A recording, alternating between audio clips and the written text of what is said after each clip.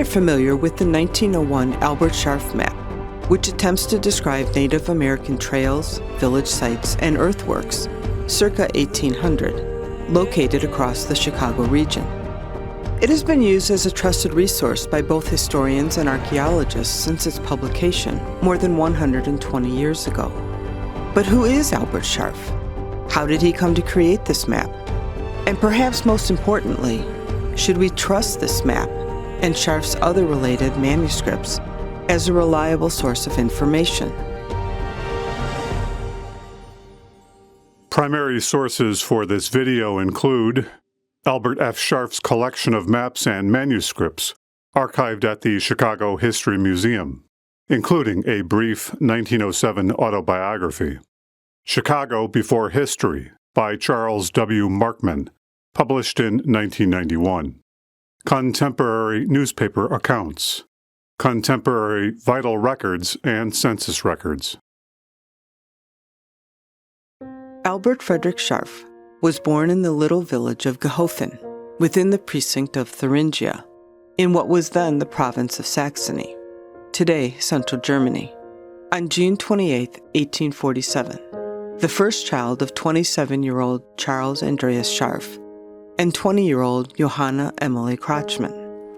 Perhaps driven by economic and political upheaval in central Germany during the late 1840s and early 1850s, the Scharf family, now numbering 4 children, with Albert as the eldest, emigrated to the United States in the mid-1850s, arriving in Peru, LaSalle County, Illinois, in the autumn of 1855.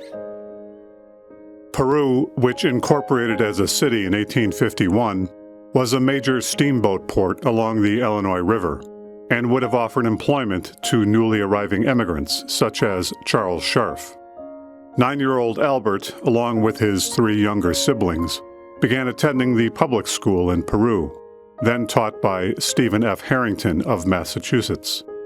As was the way at that time, Albert only attended school for a few years before gaining employment at a local general store within Peru, earning $2 per month, or $190 per month in today's money.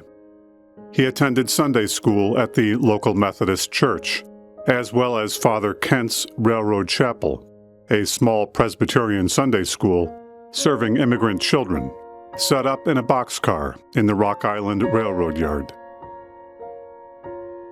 By 1860, the Scharfs had welcomed another child, William, into the family. Albert, meanwhile, was bound out to a local farmer at the age of 13, to Charles Lightheart, in Eagle Township, to the south of the Illinois River, where he worked as a laborer. After completing his term of service with the Lighthearts, Albert went to work for Dr. George Seebach in the autumn of 1862, working as a chore boy.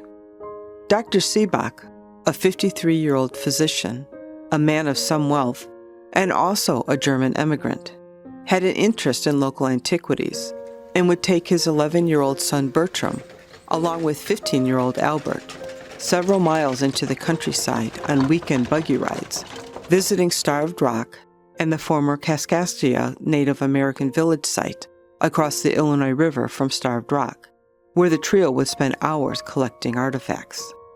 This was Albert's first introduction to Native American sites and their associated relics, and Bertram Seebach was to remain a lifelong friend and advisor of Albert's. Albert worked nearly the whole following year, 1863, in Peru, earning $104.75, or about $8,900 in 2024 money. With his new earnings, he made one small purchase that was to have a profound influence on his life, when he bought and read his first dime novel, Seth Jones.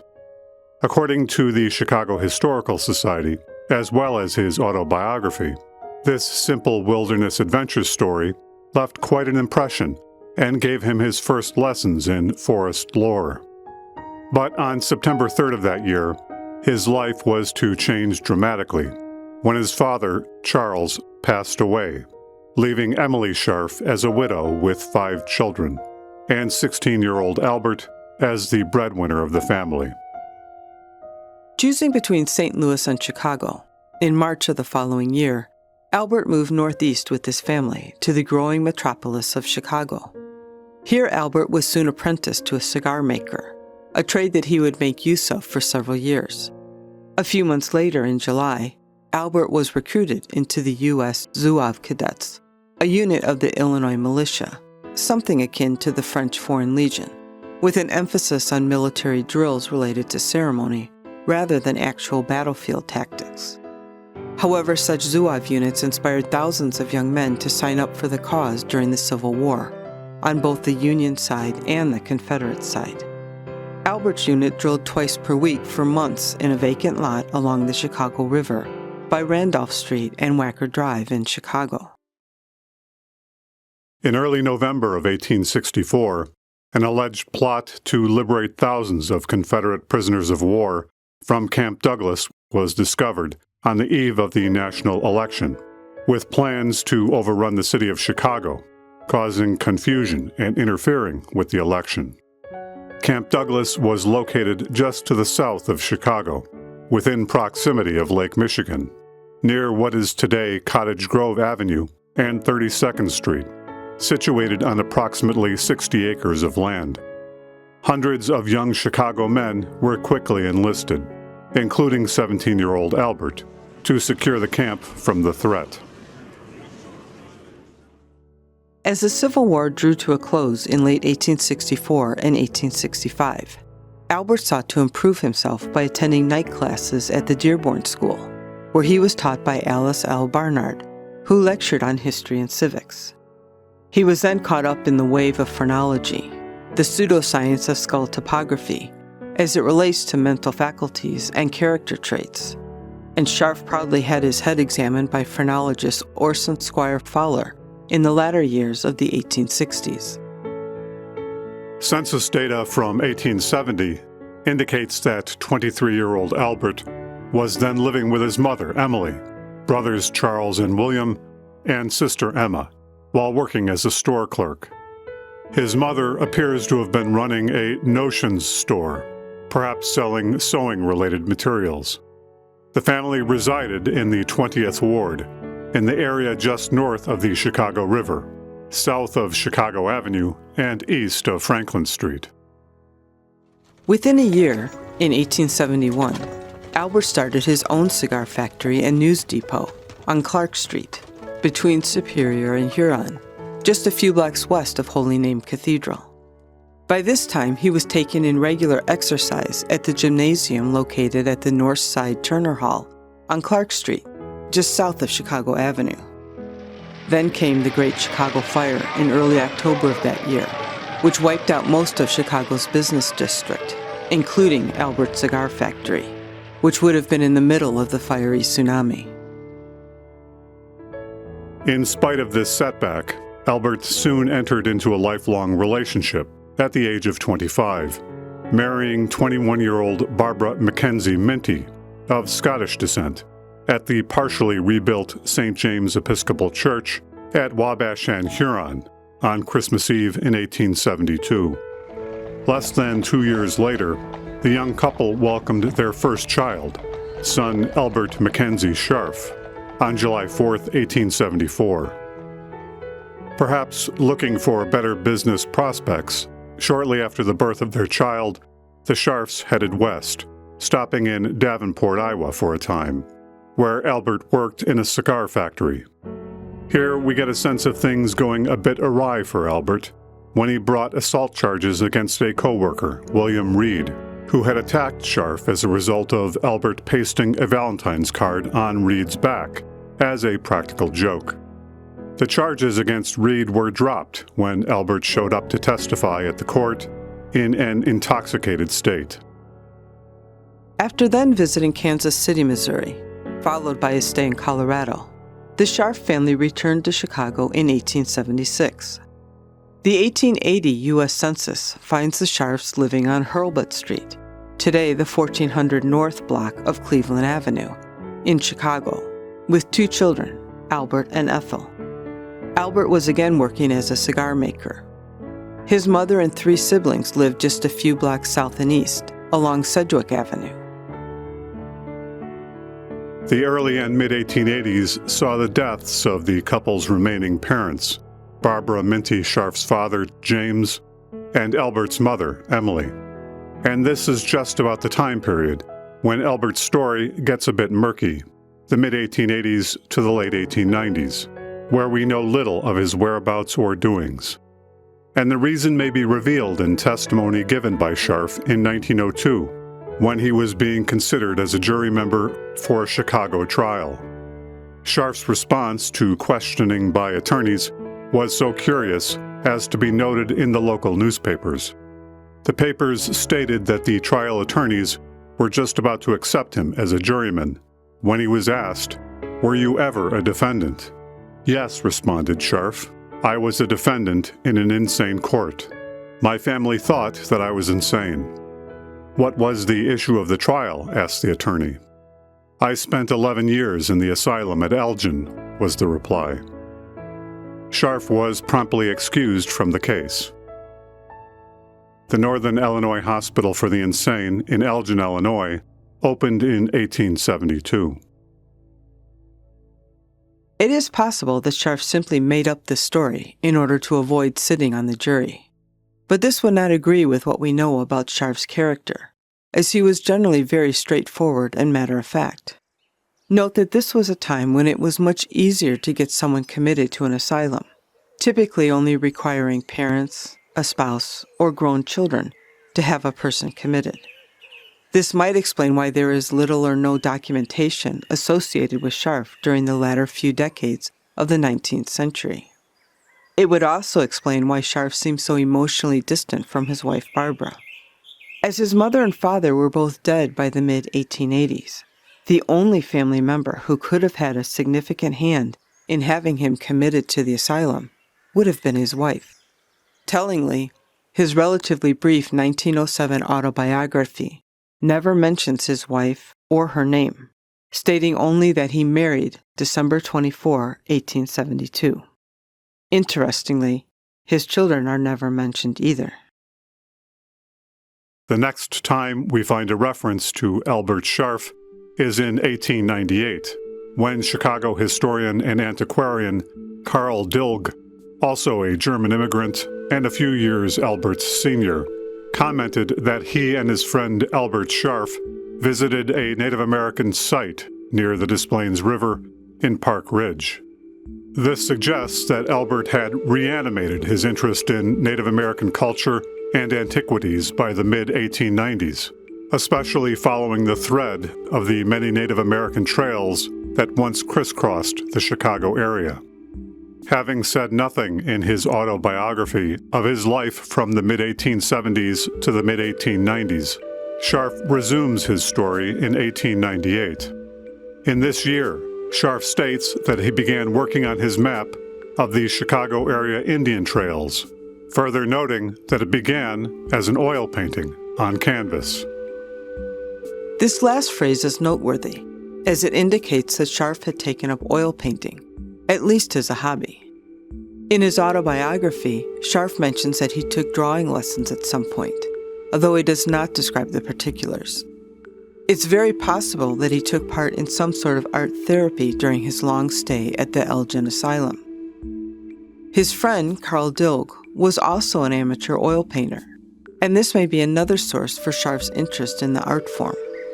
Dilg seems to have been something of a mentor to Scharf during this period, with Dilg as the outspoken and opinionated interpreter of the past, and Scharf in the background as an unassuming collector. Scharf was undoubtedly influenced by Dilg, and likely took much of his early information from Dilg's studies of the region.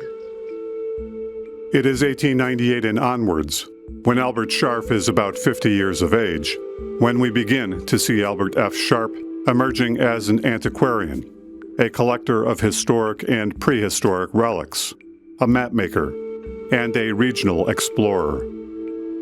The 1900 U.S. Census places the Scharf family, consisting of Albert, Barbara, and daughter Joanna Ethel, age 20, living on the north side of Chicago, at 1830 West Cuyler Avenue, a few blocks north of Irving Park Road and west of Ravenswood Avenue, where they rented an apartment. Albert's occupation is listed simply as collector, although this may be shorthand for city collector.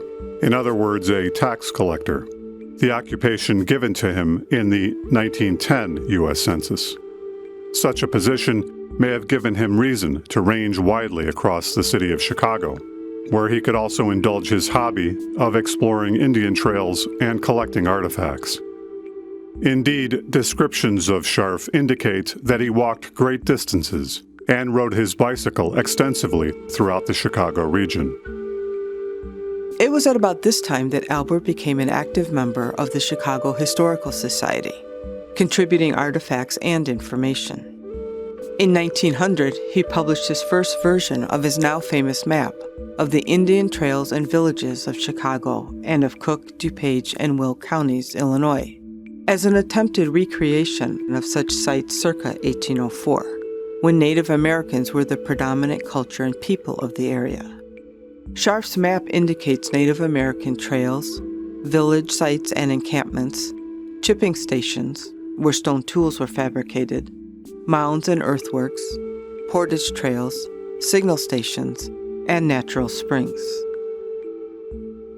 The publication of this map was noteworthy, as it represents the very first attempt at documenting a Chicago area regional survey of Native American sites, both historical and archaeological, as there had heretofore been none for northeastern Illinois. Early on, Scharf's map was widely accepted as a highly credible source for Chicago area antiquity, and in the years that followed, it raised considerable interest with the public. Scharf soon began getting requests for more details of the many sites described in his map. In 1904, Scharf lost two of his close friends and colleagues.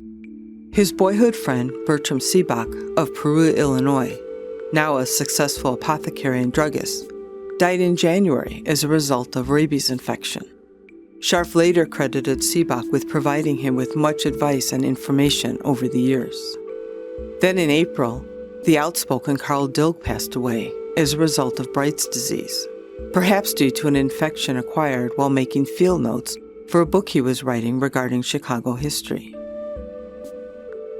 In such esteem did the Chicago Historical Society hold Albert Scharf's map that in 1907 they purchased his entire collection of 40 maps, 150 pages of descriptive matter, and nearly 2,000 Native American artifacts that he had found or acquired for the sum of $400, or about $10,000 in today's money. Scharf appears to have written his brief autobiography so as to be part of the Chicago History Museum's acquisition. At the time of the purchase, the Chicago Historical Society's annual report noted that, on foot or on the bicycle, Scharf has surveyed every mile of the trails diverging from Chicago, some of them many times over, examining not only on the surface, but also beneath it for the stone utensils and chippings that tell the story of Indian occupation. Early and late, winter and summer, this ardent yet modest hunter has stalked the trails of the vanished red man so well that he has prized secrets even out of the common highway, as well as out of paths untrodden today. In the ensuing years, Scharf continued to update his maps, drawing new and more refined versions, while collecting more information regarding sites via personal visits or interviews with local inhabitants. We see the occasional mention of Scharf exploring Native American sites outlying the Chicago region. His modest notoriety was sufficient that his presence in these rural communities made local newspapers. During this interval, he continued to live at 1830 Cuyler Avenue in northern Chicago, with an occupation as city collector, although census information also indicates that he was out of work for extended periods of time.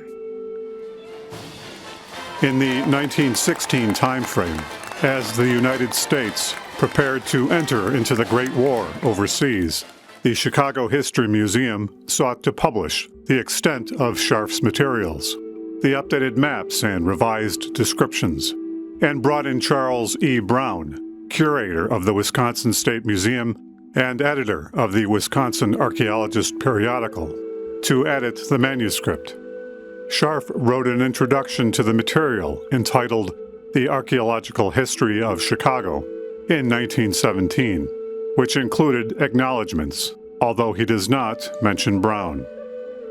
For unknown reasons, Scharf's history was never published, and instead, the museum created a special display for Scharf's updated charts and drawings. By 1920, Albert and Barbara Scharf had moved to New Trier Township in Winnetka, Cook County, Illinois, living at 558 Willow Road. Scharf, at 72 years of age, was by now retired. His work on Native American trails and mapping of sites had slowed, although he continued to create new maps into the mid-1920s and to expand his research beyond the Chicago area. Barbara Minty Scharf passed away in 1925 at the age of 73 and was buried in Rose Hill Cemetery in Chicago. Albert survived an additional 5 years, but expired in February of 1930 at the age of 82. He was interred alongside his wife Barbara in Rose Hill Cemetery.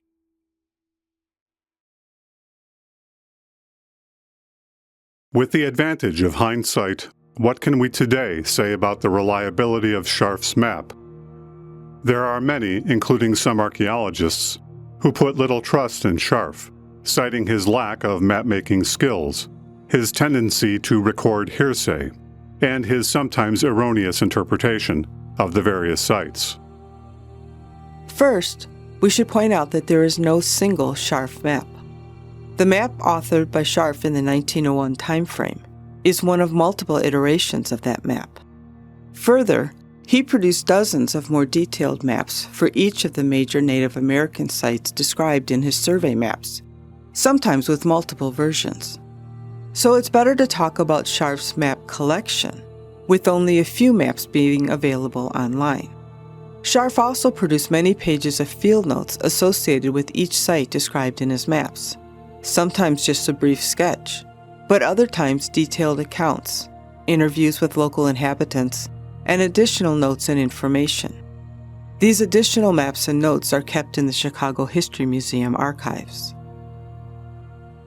To be fair, Scharf was not a trained cartographer. His map-making skills were not highly accurate or precise, at least early on. Indeed, his biography indicates little formal schooling, but he always displayed a curious mind and was motivated to educate himself where time and money allowed. His skills do appear to improve over time, from his earliest efforts in 1900 to some of the later maps drawn in the 1920 timeframe. Nonetheless, what his maps lack in precision and accuracy, they make up for in their magnitude and breadth. His was the first ever attempt at recording Native American sites in the Chicago region, a comprehensive survey, and most of his locations, especially habitation and burial sites, have been verified by archaeology and historical documents. Regarding Scharf's documenting mere hearsay, it is true that he recorded local knowledge of sites, some of it quite detailed and revealing. But even today, few archaeologists would ignore what locals have to say about an archaeological site, and often assiduously record these observations, some of those observations making it into formal papers. One can argue that Scharf should have been more discerning in what he recorded and reported. However, given the immaturity of the science of archaeology at that time, the better approach was to do just what Scharf did, to document and record most everything, such that subsequent and better trained eyes could determine which observations held more weight. Finally, regarding Scharf's interpretations of the various sites that he recorded, this is probably the criticism that hits most squarely. Scharf's interpretations, as well as those of his fellow antiquarians, suffered from a fundamental lack of information and the tools necessary to interpret them. But this did not stop them from surmising and speculating upon their collected evidence, sometimes being wildly off the mark.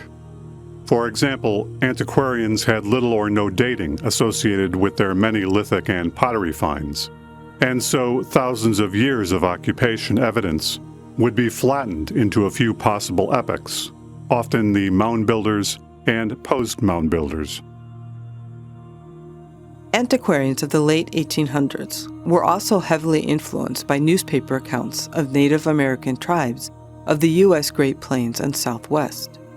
They interpreted local archaeological features in light of the traits of some of these Western indigenous cultures. This method is not without merit, but only if used with great caution, as otherwise it can lead to erroneous conclusions. For example, Scharf would denote local elevations and high points as being signal stations, used for sending smoke signals, sometimes echoing the speculations of locals, although there was no archaeological or historical evidence to support these claims. Scharf would also sometimes see more than what was in or on the ground. For example, he might interpret a complicated set of earthworks to be in the shape of a specific animal, perhaps incapable of discerning modifications made over time, sometimes even in the more modern era. Our overall assessment of Scharf's work differentiates between his observations and his interpretations.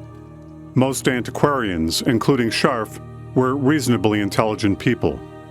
What they saw and recorded, in other words, what they observed, can often be relied upon, within the limits of their ability to measure and record. And so, for example, Scharf's placement of village sites or earthworks is usually correct, but often only approximate, unless additional topographic information, such as the proximity to specific landmarks or roads, was also included. Scharf's interpretations, on the other hand, should be taken with a grain of salt, as those are most often poorly based speculations. To his credit, Scharf indulged less in conjecture than many of his contemporaries, and focused more on collecting both information and artifacts. And in Scharf's quest and midlife avocation, with his myriad journeys on foot and bicycle across the Chicago region, he managed to trace and record much of Chicago's historic and prehistoric past. Indeed, without his efforts, much of this information would have been lost forever. Many thanks to our Be Historic channel community, our subscribers, and our generous Patreon supporters. As always, if you enjoy these videos, please remember to like, subscribe, comment, and share. And if you are so inclined, consider supporting our channel on Patreon. Thank you for watching, and we'll see you, in a manner of speaking, in our next video adventure.